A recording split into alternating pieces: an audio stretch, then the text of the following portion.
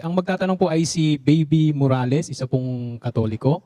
Ang kanya pong tanong ay ipapabasa po niya, kapatid na Eli, sa kanya pong kasama dahil nahihiya po siyang magpakita sa camera. Kapatid na Aldrin. Magandang gabi po, kapatid na Eli. Ito po yung tanong ng kasama ko po sa bahay. Bakit kailangang maranasan pa natin ang pain, physically o spiritually, bago tayo makakilala sa Diyos? At yung pangalawa niya pong tanong, bakit mabilis makalimot sa Diyos kapag nakuha na yung sagot sa mga answered prayers po? Unang-una, no, napakahalaga ng pain sa buhay ng tao. It's a part of life. Pain signifies life. Without pain, you are not living. Without the sense of pain, lalabas, ano ka na. Tingnan mo yung may mga diabetes, ano? Sa nasusugatan, wala nang nararamdamang masakit. Kasi sira na yung mga sensory nerves nila dahil sa dami ng asukal sa dugo, nadadalin yung kanilang mga senses, isira yung kanilang mga nerve endings. Kaya hindi nakakaranas ng pain. Ganon din yung mga taong nakakoma, hindi na nakakaranas ng pain. So ang pain o ang kirot o sakit ay napakahalagang indication ng buhay. That's a part of life. Bakit pinapahintulot ng Diyos yun?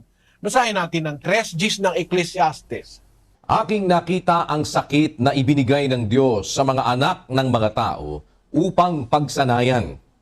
Ang tao pala nasasanay. Pwedeng pagsanayan ang pain o sakit. Tanong mo, pagkasanay ka na sa hirap, natitiis mo yung hirap. Sabi nga ni Balagtas, Sis Luz, alam mo yung ibig kong sabihin Pakisabi mo nga. Kapatid, yung sinasabi ni Balagtas, ang laki sa layaw, karaniway hubad, sa bait at muni sa hatol ay salat, masaklap na bunga ng maling paglingap habag ng magulang sa irog na anak. Ang laki sa layaw, karaniway hubad.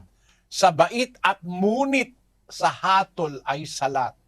Masaklap na bunga ng maling paglingap habag ng magulang sa irog na anak. Francisco Balagtas Baltasar, na sumulat ng Florante at Laura. Yan ay isang totoong bagay na sinabi ni Balagtas. Pagkalaki sa layaw, madaling maidlugmok ng hirap paglaki sa layaw. Pero paglaki sa hirap, ay napakaganda. Kagaya ko, ay laki ako sa hirap, ay napakatinding hirap ang pinagdanasan ko mula ng pagkabata hanggang sa ako'y tumanda. Kaya ako nagkaroon ng pag-asa sa buhay Basahin natin yung Panaghoy. Ganito ang sinasabi sa talata ng Panaghoy, 3:27.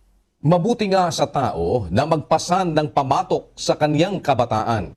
Maupo siyang mag-isa at tumahimik sapagkat kaniyang iniatang sa kaniya. Loy, Sumubsob siya sa alabok, kung gayoy magkakaroon siya ng pag-asa. Ibigay niya ang kaniyang pisngi sa sumasakit sa kaniya. Mapuspos siya ng kadustaan, sapagkat ang Panginoon ay hindi magtatakwil magpakailanman. Sapagkat bagaman siya'y nagpapapanglaw, gayon may magpapakita siya ng habag ayon sa kasaganaan ng kaniyang mga kaawaan. may pag-asa pala sa mga taong marunong magtiis ng mga sakit, mga kahirapan sa buhay. Mabuti sa tao magpasa ng pamatok sa kanyang kabataan. Maupo siyang mag-isa at tumahimik sapagkat kanyang iniatang sa kanya. Sumubsob siya sa alabok, kung gayoy magkakaroon siya ng pag-asa. Mas may pag-asa ang taong nahirapan sa buhay kaysa sa nabuhay na puro kalayawan. Yun ang sabi ni Balagtas. Ang laki sa layaw, karaniway hubad. Sa bait at munit sa hatol ay salat. Meron pang isang sinabi, Sis Luz.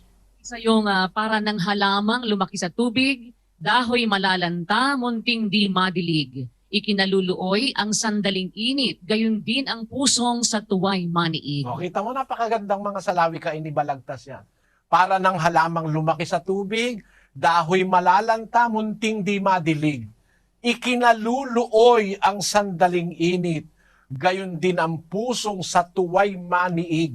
Pag nakaniig ka, nakapirmi ka sa laging tuwa, laging kasaganaan, konting hirap lang, nagpapakamatay na ang tao. Merong ganun. Kaya mas mabuti yung nakakaramdam ka ng hirap, ng pain, ng suffering. Kailangan yon para patibayin tayo. Magkaroon tayo ng resistance sa mga dumarating na mga iba't ibang bagay sa buhay ng tao. Yun ang isang dahilan kung bakit ipinapahintulot ng Diyos na makaranas tayo ng physical at saka spiritual pain. Yung pain of the heart strengthens the heart. Ang mga dalamhati, mga kung ano-anong problema, nakakapagdulot yan ng ng katatagan ng pananindigan, kapatid. Ngayon, sa isang tanong, bakit mabilis makalimot sa Diyos ang tao kapag nakuha na yung sagot? Yun ugali ng taong hindi talagang natatakot sa Diyos. Pagka maraming nararamdaman, ay ito, tawag ng tawag sa Diyos. Pag walang problema, ay hindi naalala ang Diyos. Pero ang Kristiyano, sa kasaganaan, sa kalungkutan, sa kawalan, sa mga hirap, sa mga pag-uusig, lagi siyang may kasamang Diyos sa buhay. Naalala niya ang Diyos. Kung merong madaling makalimot sa Diyos, yun yung kanta ni Rico Puno. Ang tao'y marupok, kay daling lumimot sa Diyos na ang lahat, siya ang nagdulot. Ayon. Yan ang kanta ni Rico Puno. Sino yon? Yung mga taong hindi umaala-ala sa Diyos. Kaya madaling makalimot, hindi niya naala-ala ang Diyos lagi. Kasi kung alin yung nasa puso ng tao, yun ang lagi niyang naalala. Tamo yung sabungero. Ang nasa puso niya kasi sabong, manok. Kaya pagkagising pa lang, naalala niya na yung manok. Hinihipan-hipan, hinahimas-himas. Minsan nga, mayroon ako narinig na mag-asawa nag-aaway. Buti pa yung manok mo, hinihimas mo! Ako hindi makatikim ng himas! Sabi nga. Get na ganit yung babae. Kasi, ang nasa puso niya, yung sasabungin niyang manok. Kaya umaga pa, naiisip niya na. Kung meron kang Diyos sa buhay, hindi mo makakalimutan. Kasi nararamdaman ng Diyos, kapatid. Nagpaparamdam siya sa tao. Kaya lagi mo siyang maaalala kung may kasama kang Diyos sa buhay. Hindi mo siya makakalimutan. Yun ang sagot doon sa kapatid na Baby Morales sa Singapore. Sana naunawaan mo.